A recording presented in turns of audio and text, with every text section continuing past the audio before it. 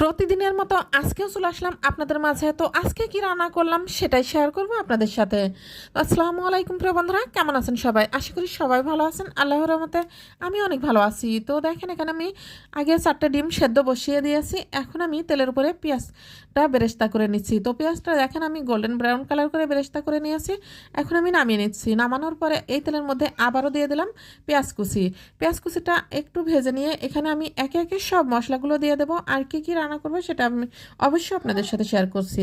তো দেখেন, এখানে আমি কয়টা এলাচ দিয়ে দিলাম, তেজপাতা, দারুচিনি মশলা দিয়ে আমি আবারও একটু নেড়ে নিচ্ছি মশলার সুন্দর একটা স্মেল বের হওয়া পর্যন্ত। তারপর এখানে দিয়ে দিলাম শুকনো মরিচ বাটা।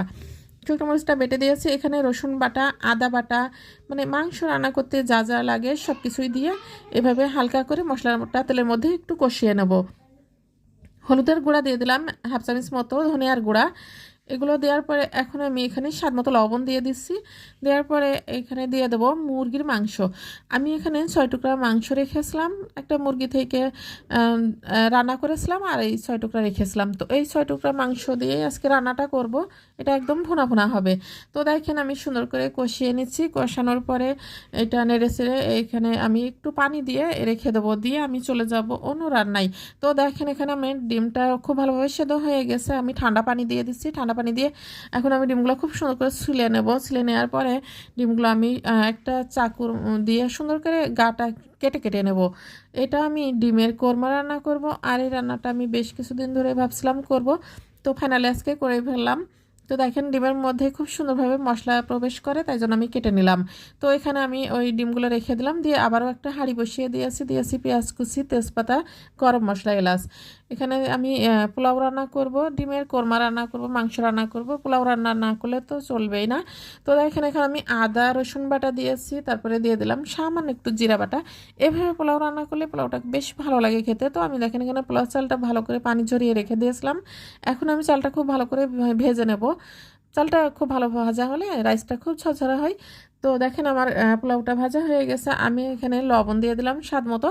এখন আমি সুন্দর করে ভেজে নিয়ে গরম পানিটা দিয়ে দেবো। গরম পানিটা দিলে কি হয়, পোলাওটা বেশ ভালো হয়, তাড়াতাড়ি রান্নাটাও হয়ে যায়। তো আমি পানি দিয়ে আবারও চলে যাব অন্য রান্নায়। তো এইখানে পোলাওটা হতে থাক। তো দেখেন এখানে আমি চুলায় ফ্রাই প্যান বসিয়ে দিয়েছি, দিয়ে দিলাম তেল। তেল দেওয়ার পরে এখানে আমি দিয়ে দিলাম সামান্য পরিমাণ লবণ, যাতে ডিমগুলো একদমই সুন্দরভাবে লেগে না যায়। আমি এখানে হলুদ দেবো না, যেহেতু এটা ডিমের কোরমা হবে, তো ডিমগুলো একদম সাদা সাদা থাকবে। তো তেলের উপরে আমি কিছু গরম মশলা দিয়ে দিচ্ছি। গরম মশলাটা হালকা একটু নেড়ে চেড়ে এখানে আমি দিয়ে দেবো পেঁয়াজ বাটা। আর এই পেঁয়াজ বাটাটা দিয়ে আমি আরও ভালো করে তেলের উপরে এই সময় চুলার জালটা খুবই মিডিয়াম টু লোয়ে রাখতে হবে, তা না হলে পেঁয়াজটা পুড়ে যাবে।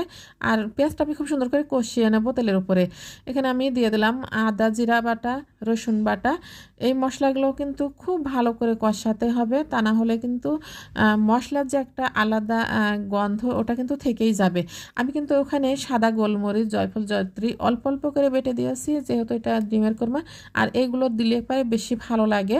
তো আমি সামান্য পরিমাণ মরিচের গুঁড়া দিয়ে দিয়েছি, স্বাদ মতো লবণ দিয়েছি। এখানে আমি টক দই দিয়ে দিয়েছি। টক দইটা আমি হাতে তৈরি করেছি, গরুর ফুল ক্রিম লিকুইড দুধ দিয়ে, লেবু দিয়ে আমি তৈরি করে নিয়েছি। তো এখানে দেখেন আমি মশলাটা কিন্তু আবারও বলছি ভালো করে কষিয়ে নিতে হবে, তা না হলে মশলার কিন্তু একটা ঘ্রাণ থাকে, ওইটা কিন্তু খেতে একদম ভালো লাগবে না। তো দেখেন টক দইটা দেওয়ার পরে কিন্তু আমি বাদাম বাটা দিয়েছি। বাদাম বাটাটা দেওয়ার পরে আমি 3-4টা মতো চেরা কাঁচামরিচ দিয়েছি। এটা যেহেতু ঝাল ঝাল লাগবে না, একদমই মিষ্টি খাবারের মতো। তো দেখেন আমি ডিমগুলো যে হালকা করে ভেজে নিয়ে আসলাম, এখন ডিমগুলো দিয়ে দিলাম। খুব ভালো করে আমি ডিমগুলো দিয়ে মশলাগুলো এইভাবে কষিয়ে নেব। 5 মিনিটের জন্য ঢেকে দিয়েছিলাম। ঢাকনাটা উঠিয়ে এখানে আমি কোনো পানি ব্যবহার করব না। এখন আমি চিনি দিয়ে দিচ্ছি একটু স্বাদের জন্য। 1 চামচ মতো চিনি দিয়ে দিলাম, দিয়ে আমি আরও একটু নেড়ে চেড়ে দিব। তারপরে এখানে দিয়ে দেবো 1 চামচ কেওড়া জল। কেওড়া জলটা দেওয়ার পরে এখানে আমি ঘি দিয়ে দিলাম 1 চামচ। আর এটা একদম পারফেক্ট স্বাদ পাওয়া যাবে এইভাবে রান্নাটা করলে। তারপরে এখানে আমি দিয়ে দেবো সেই আগে যে পেঁয়াজ বেরেস্তা করে রেখেছিলাম, পেঁয়াজ বেরেস্তাটা। এভাবেই আমার রান্নাটা কমপ্লিট হয়ে গেছে। সবাই ভালো থাকবেন, সুস্থ থাকবেন, আল্লাহ হাফেজ।